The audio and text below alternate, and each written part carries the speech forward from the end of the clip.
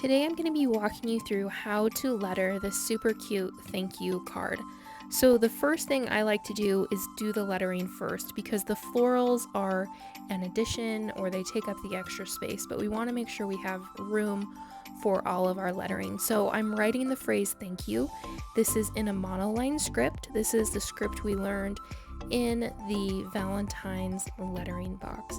So I'm just going through each letter and drawing each of those. You'll notice I haven't quite finished off each letter, and I kind of saved those flourishes, any ascenders, descenders, the beginning and ending of words for the end. And the reason why is so that I can kind of balance things out. When you're adding flourishing, which is like the extra swooshes that go on your lettering, you want to balance them out. So you want something, if you add something to one side, you're going to add it to the other. If you add something to the top, like we added to this K, we're going to add something on the Y to balance it out. And to balance out that T and the H, we'll just make this U a little bit larger of a tail.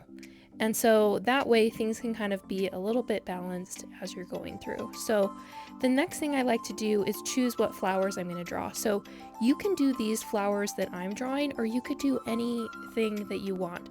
What I recommend doing is choosing 3 to 5 different flowers and leaf shapes, and you just keep repeating them over and over.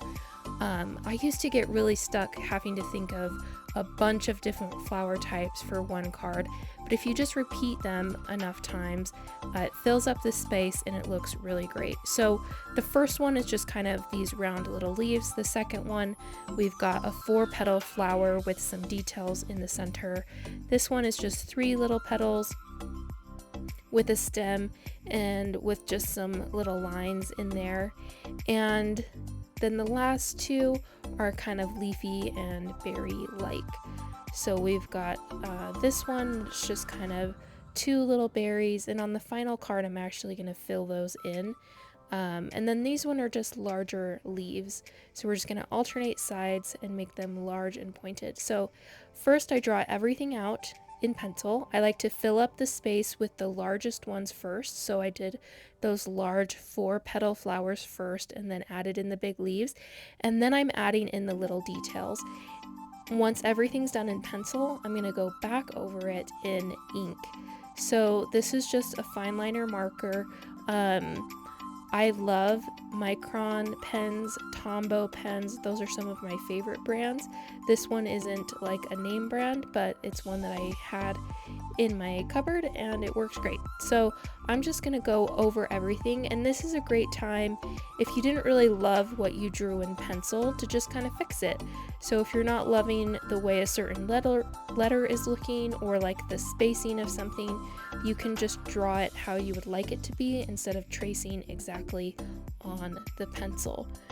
So this, you could double it up, so you could go over it again so it has a double thickness, but it turned out really cute just being the monoline, just one line. So I'm going to stick with that and just go over each of these letters. And you'll notice I'm going pretty slow. This is real time. When you're lettering, it is quite a slow process. From here, I'm going to go over all the flowers. This, of course, is sped up, but you can see that I'm just going over it with ink. I'm adding any extra details with ink that I didn't do with pencil. And you want to bring all of those flowers to extend past the bottom of the card, so it looks like they continue to go. So some of the leaves are kind of halfway hanging off the bottom of the card. Let the ink dry so you don't have any issues with smearing the ink, but then you can go back and just erase all of your pencil marks. And that's it. You've got this super cute spring card. Perfect way to say thank you.